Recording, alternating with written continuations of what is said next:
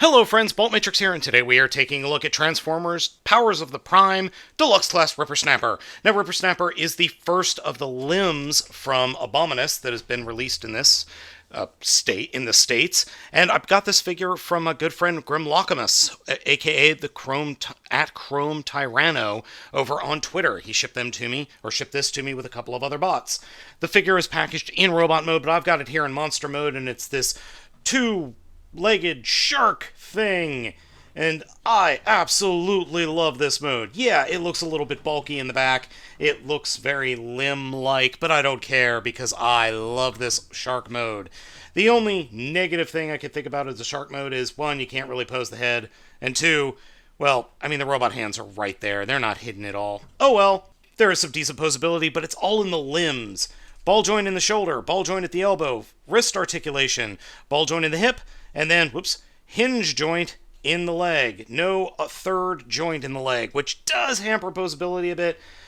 Nothing I could really do about that. There are guns on the back, which move up and down, and then can unpeg and be wielded in his actual robot mode, which we will get into right now. Rippersnapper's transformation is very easy. To start off with, come down to the legs, and grab the hips of the shark mode, open them up, and then extend the legs like you would any other Combiner Wars Deluxe class figure, and then close the legs up. And then we could come to the tail fin and flip that up, and that will snap into place. Take the entire hip section, rotate it 180 degrees, fold up the legs, and they will peg in on these little pegs right here. And just getting them pegged into place is a little bit of a challenge, but you end up with some nice big old monster heels for the figure. Then split the legs apart like so. The chest transformation is super simple. Rotate the arms so that the fists point out. Close the shark mouth, which again has really, really coolly well-painted teeth. And then just flip that whole section up like you're doing an aerial bot transformation. Fold it back, flip it back for the backpack, and turn the head 180 degrees. And that's it. The overall aesthetic of Rippersnapper in robot mode is quite good. The blue, the white, the silver, the little bits of yellow and red are excellent. Head sculpt is also excellent, if not a little bit sad. I mean, the figure's face looks like he's about to cry. Posability is enhanced. The shoulders and arms are exactly the same. Head is on a ball joint.